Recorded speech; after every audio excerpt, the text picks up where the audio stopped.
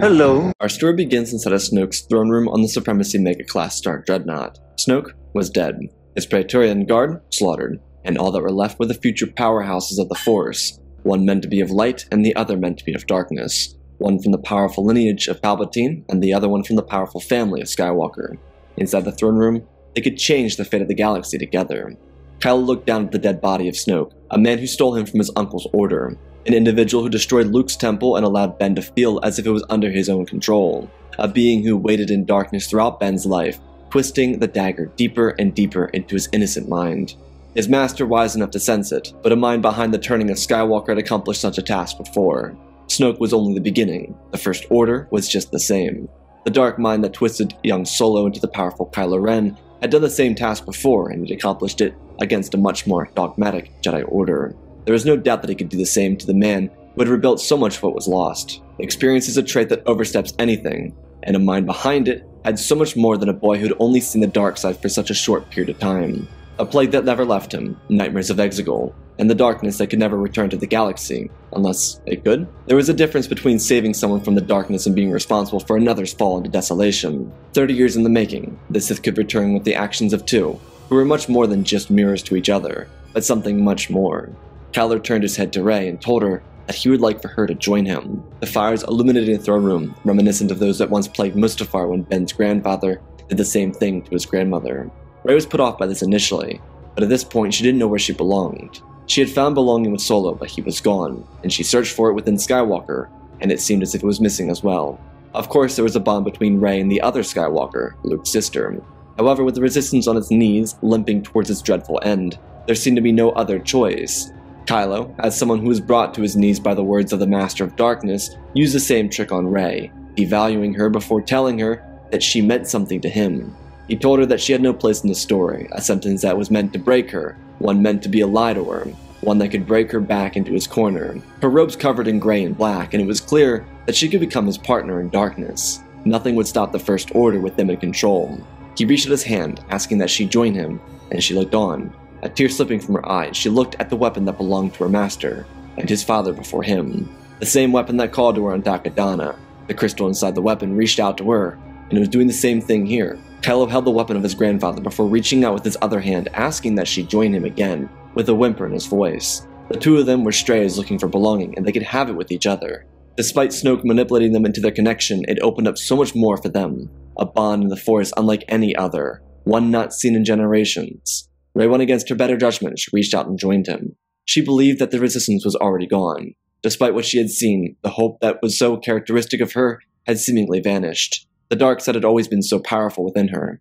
Whenever she used the Jedi weapon or she trusted the Force, she went straight to the darkness. It's what made her a terrifying opponent, despite the little she had learned thus far. If Luke believed the Jedi were gone, then perhaps they were. Of course, she wasn't privy to Luke's attempt to save that, but she would be in the coming hours. On Crait, the Resistance would reach out for help and stand their ground against the First Order, a battle that would in turn become futile. As Rey went to Kylo's flagship, he went to the surface to stomp out what was left of the Resistance. Chewie was searching for the rebel forces as the First Order made its push. Luke went out to confront his nephew. In his truest form as a Jedi, he stood against Ben, denying a saber fight. Their blades did not clash, and he only stalled. Luke's final stand on Crait was meant to be an inspiration, and had Rey continued down to the surface, it would inspire the galaxy. However, that inspiration would never come, because despite Luke's belief that Rey would go to the surface to save the Resistance, she never went. Luke's heroic sacrifice that was a true testament to his instructor, Obi-Wan, would never have the chance to inspire the galaxy as the Jedi's return.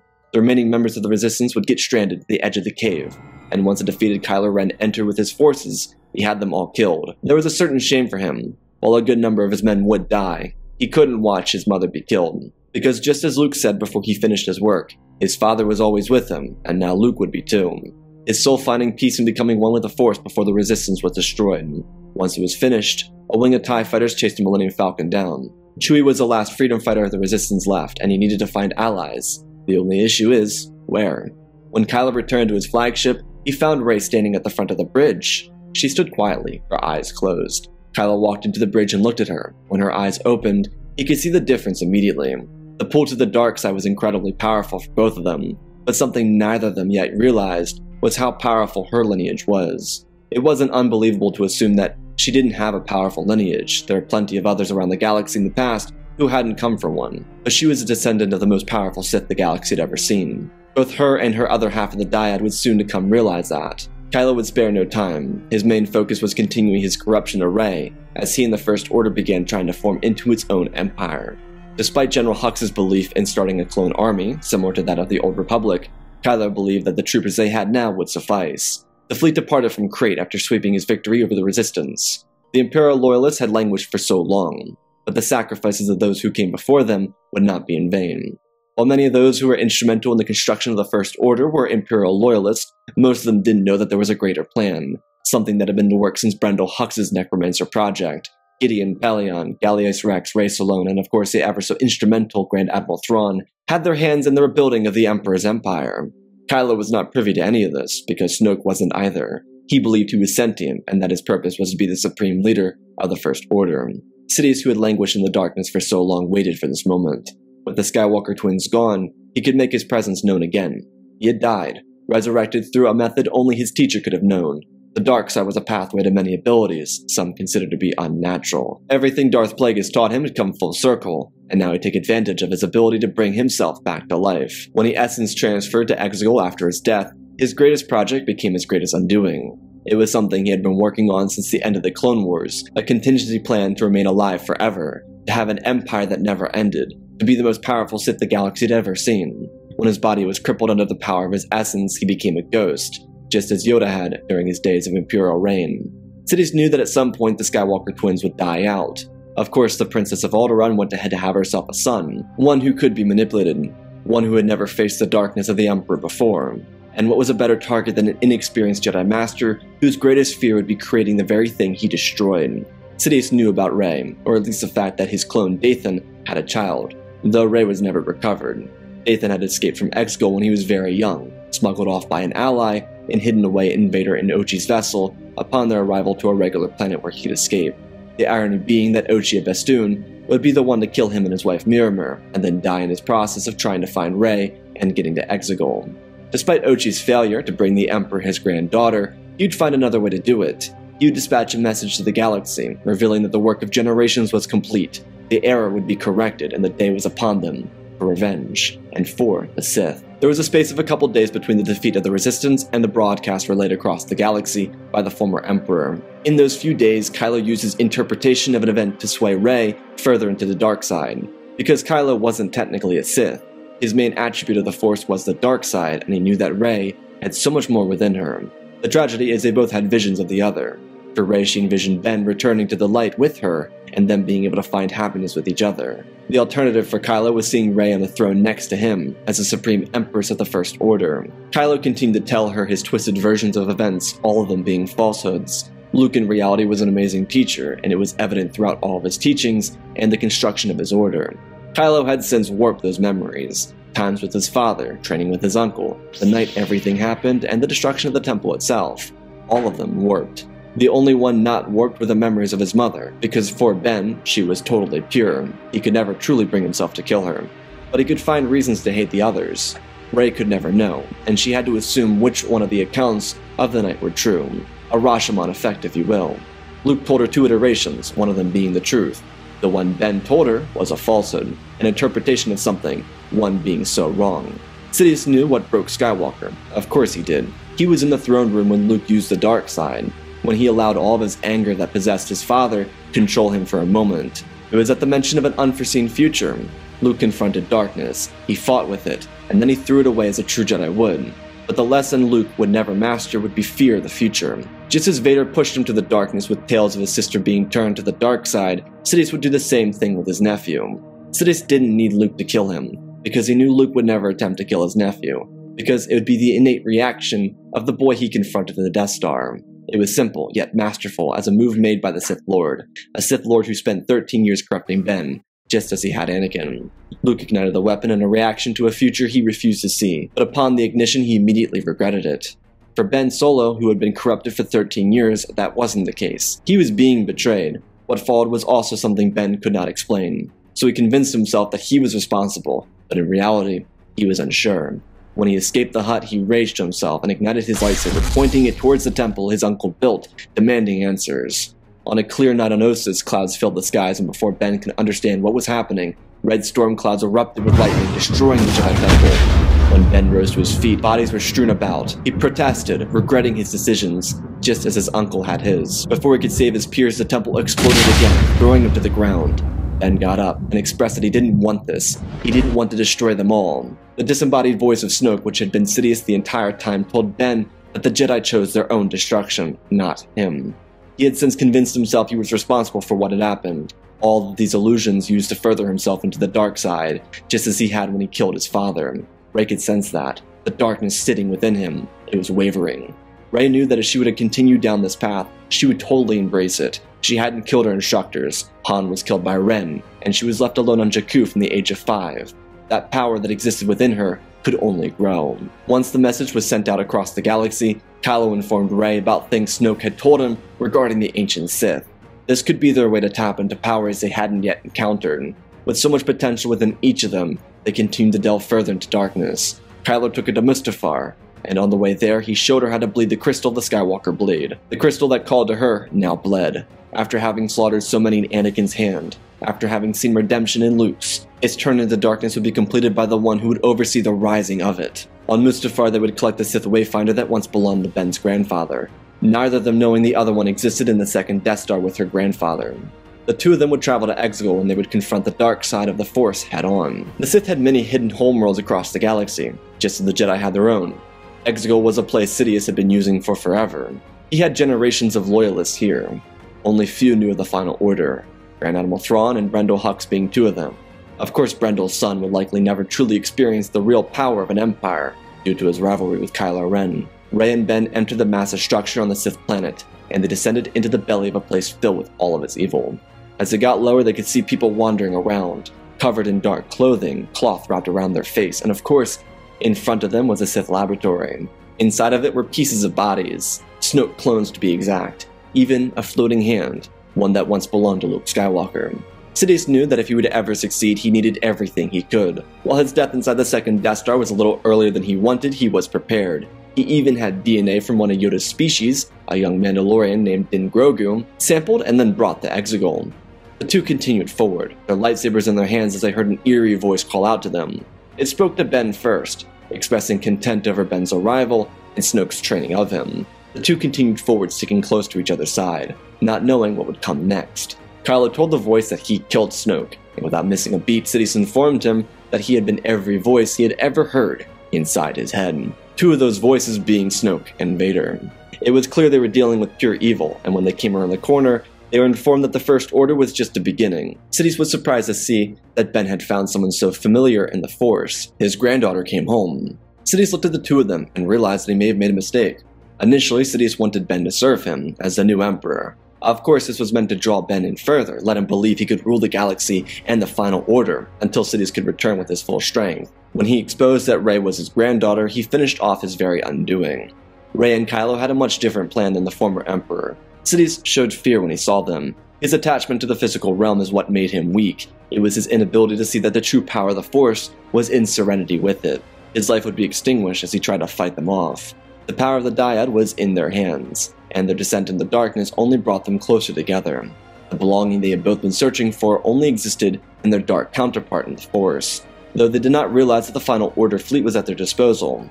In the weeks they spent on Exegol, they would find it by accident and realize the true power they had at their hands. A new empire had thousands of loyal servants, imperial officers that served with the Emperor before Endor, and much more. Their rise would be unstoppable, and as the Dyad delved deeper into the darkness, they realized that they were now beings of darkness controlled by the power of the Sith. They were the last of the Sith, an emperor and an empress. A Dyad formed a Crait order in the Force, but had only pushed the Force further from its only goal. Though the Force would react, and it would react in the only way it knew how to, especially when there were only two beings as powerful as Rey and Kylo. In the following months before the revolution of the Final Order to the galaxy, there'd be a child brought into their lives. Rey Skywalker would be his name, and he could be born into the beginning of the end of the free galaxy. The infant would see his parents begin their quest for intergalactic domination. The difference now, being that both Kylo and Rey understood that to rule the galaxy was not something that could be done peacefully. The Empire worked for a time, but it wasn't something that lasted. Tyranny is so unnatural, it upsets the balance of everything in the galaxy. So instead of stating their role as political idealists, they would use the power of the Final Order to control the galaxy. One travesty that beset everything for the people of the galaxy is that without Luke's heroic sacrifice at Crait being known to anyone, there was no one willing to stand up.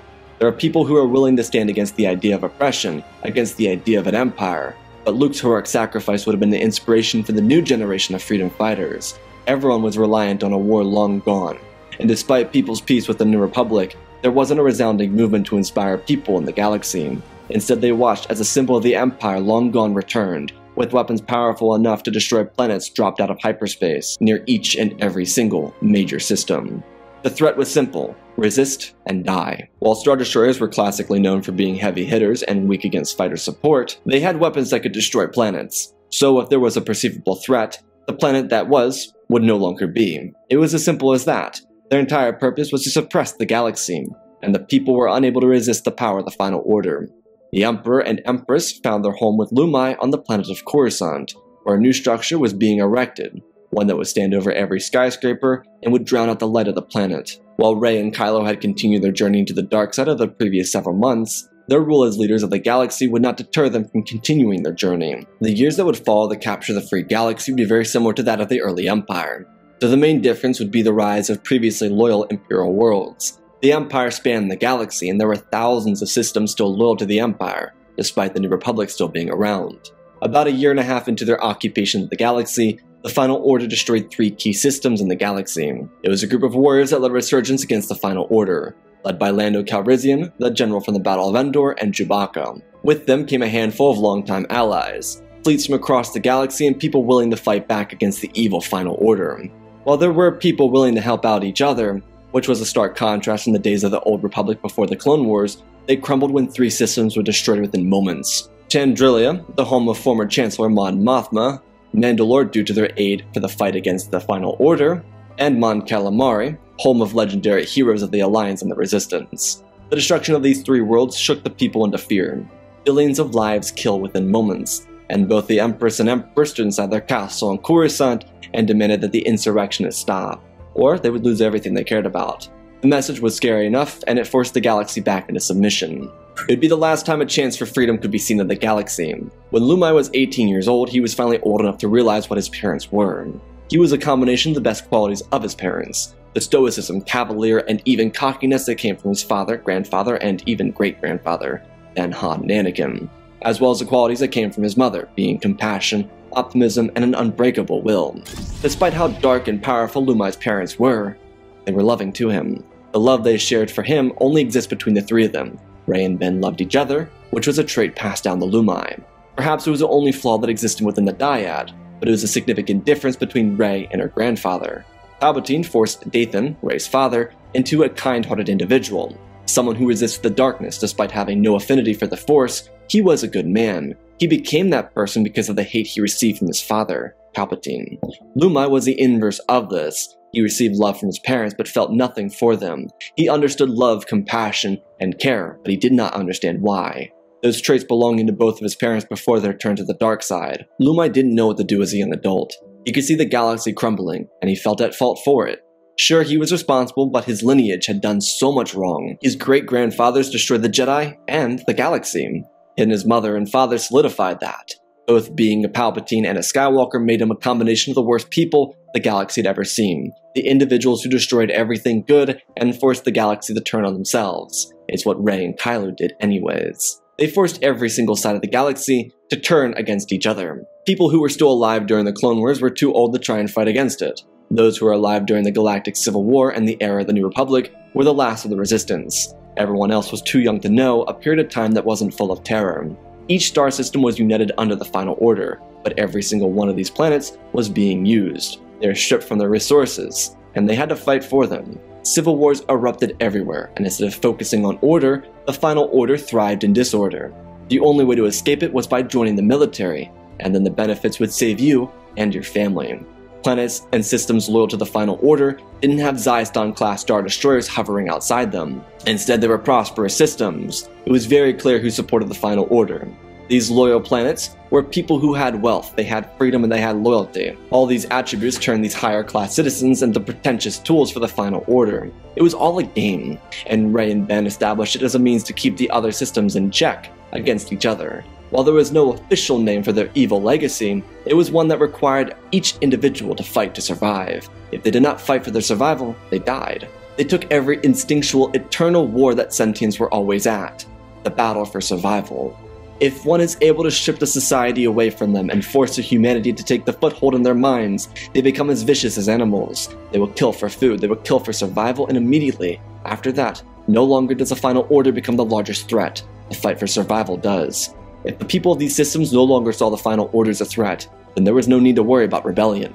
The loyal systems could eat food until they forced themselves to regurgitate it, and then fill themselves up again. Systems would starve. Those who were loyal would be treated royally, and would have great celebrations in the name of the Final Order. In the celebration of their liberators, in the celebration of their Emperor and Empress, it was brilliant, and it took a hold of the entire galaxy. As a boy, Lumai loved the fireworks and the great balls. He loved the foods from around the galaxy and the attention he got as the heir to his parents' throne. But as he got older, he began to see cracks in the system, realized that there was more at hand than he initially realized, and that as the last of his bloodline, what was he supposed to do? Continue their reign of terror or fight back? He was powerful too. The boy was a combination of the two most powerful families in the Force, a mother and father with incredible potential, both of which living up to it, and Lumai, he was the same, trained from a young age just to be that. Lumai would avoid challenging his parents, knowing that they could kill him, but he could rally support. Doing just as his grandparents did, he would go against the curve and he would fight against the darkness. Being the child of the Empress and Emperor, he could go anywhere, always escorted by his personal Praetorian guard. During a trip to Kashyyyk, he did as his mother and father did, killing off his guard and then hiding in the trees. He would try and befriend the Wookiees and help them raise a resistance, and once they showed signs of rebellious tendencies, their oppressors pulled their troops off the planet in a Zyston-class Star Destroyer, destroyed the Wookiee homeworld, killing every single member of the race, aside from those participating in the slave trade, under Final Order piracy. This new empire flourished with piracy, and it set up its own crime syndicates, controlled by the Final Order, most of those having been destroyed before the Final Order could rise. These syndicates were just pieces to the puzzle, intended to make people fear someone other than the Final Order, and these pirates would be killed off for game, just as citizens were. When the pirates were given the initiative to go too far, the Final Order would sweep in and destroy them, creating new loyal systems, seeing that the Final Order was really trying to herald in a new age of peace for the galaxy. It wasn't oppression, it was freedom. Those who saw oppression didn't understand that it was truly freedom. It was dark, evil, and twisted in every which way. And Lumai, after the destruction of Kashyyyk, knew that only one way to strike back would be killing his parents, and so that's what he tried to do. He would confront his parents on the bridge of their castle on Coruscant, a planet that no longer had visible light, due to the fires burning all the time.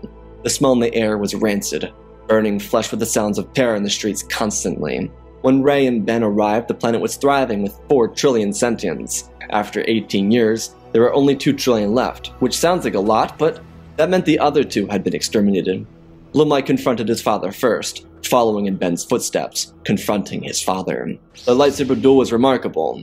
They fought in a small space. Their blades clashed. Kylo, having used all of his skill, was unstoppable.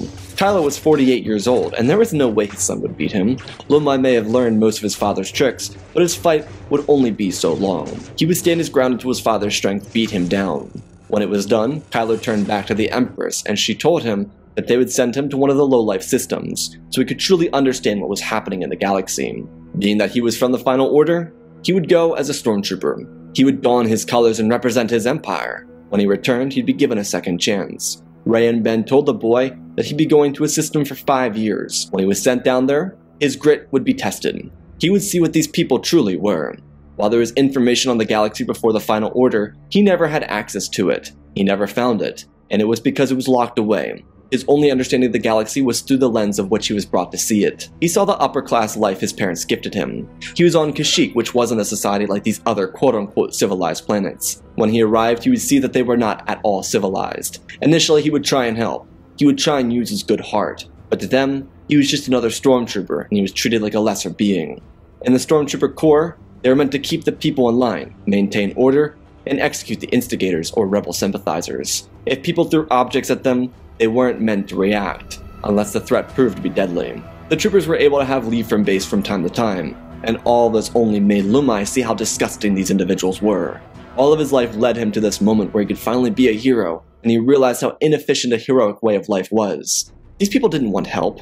They wanted to eat each other alive for survival. They were reduced to simple beings, nothing more than animals. Not for nothing, Rey and Ben sent him to the worst planet in the galaxy, which was Corellia, a former shipyard planet from the era of the Empire, with a population of around 10 billion people. It was in these 4 months as a stormtrooper with the heir to the throne realized his place. He understood that his role as his parents' predecessor was to crack down on the galaxy, make the loyalists richer, and make sure these animals continued killing each other, proving their worth as nothing more than dirt. He was able to take an officer's test to try and rise to the ranks. Being from royalty, he was intelligent, much more intelligent than the grunts that lived here on Corellia. He knew how to write in full sentences, unlike these mud runners. Private Skywalker was told by his commanding officer that he was being dispatched to Naboo to continue his officer training. This was a huge relief to him. Naboo was a huge Imperial loyalist planet. There were some pop-ups of rebellious people here and there, but that wasn't much. But to be an officer meant he wouldn't have to wear his stuffy stormtrooper outfit anymore. He could finally get away from these animals here on Corellia. Instead of going to Naboo, he'd be brought to his parents' flagship, and he'd find Mom and Dad looking at him, asking how his stoicism was going for him. Without missing a beat, Lumai ran forward and hugged his parents. They asked him if he understood what their role was. Lumai stepped back, and he looked at Rey and Ben. He told them that they were meant to maintain order, to eradicate the rebels and bring peace to the galaxy. Rey nodded her head with a smile. She looked over at Ben and then back to her boy. She then asked what the people of the galaxy were. Lumai looked at her and said that he once thought that the people were everyone, that perhaps everyone was capable of being loyalist. No longer did he feel that way. Instead, there was a difference. Loyalists were sentients. The others were animals. There was no order, no society. They weren't worthy of being loyalists. They weren't worthy of being called sentients. Ben then asked his boy if he was ready to understand what it would mean to be an heir to their empire. The boy looked at his parents and then turned to the sound of marching. His eyes darted back to 4 Praetorian guards striding to the bridge. Lumai smiled at them, then turned back and told them that he was ready to be the heir to their empire. The Force had failed. And that, my friends, is our story. Again, special thanks to Galvin Gaming, Tristan, Darth Revan, Grandity Bane, The Last Jedi, Apollo, Weewoo 670, Annika Stank Runner, CT7567, Oz of Oz, Darth Nox, Eternal Padawan, Malik, Johnny Naguan, Sansa Skeleton, Jedi Sloth, Mr. E, Gamer, Lord Calic, Yelling Slayer 66, Mammoth Studios, Anakin 003, Lord Draken, Fortis Legacy Star Wars, Erebus, Rex the Wolf, the man with 3 first names, Dark Sing 46, Aaron Joshua, and Lord Deadwing for supporting the channel. Smash that like button if you want to see more. Want to support me in other ways, go check out the Patreon. There's super cool things on there, Sith Clone Wars, animations, all the cool things. Early access to them. Anyways, let's plot the story. Finally! I can't tell you how excited I was for this. I've been yearning to write in a different era. I know we did Ben killing Vader last week, but I really wanted to do something in a different era, and I love the sequels, and so it's always a treat for me to write in them, especially being that Last Jedi is my favorite of the saga. When Rey joins Ben, like, the Resistance is literally dead. And so if Luke doesn't pick up on Rey turning to the dark side, which she doesn't technically join to the dark side until after the Battle of Crait, she's not in the dark side. She's still, like, in this conflict zone where she was on Ahch-To.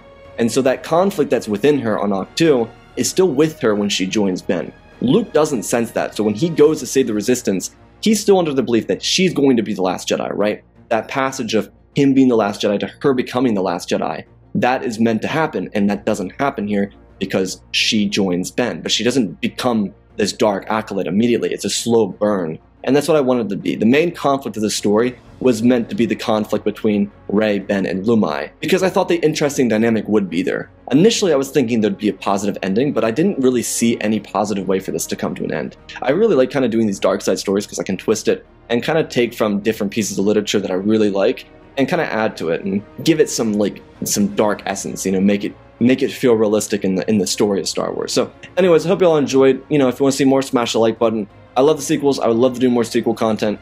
So, you know, anyways, love you all, spread the love, and always remember, my friends, may the Force be with you.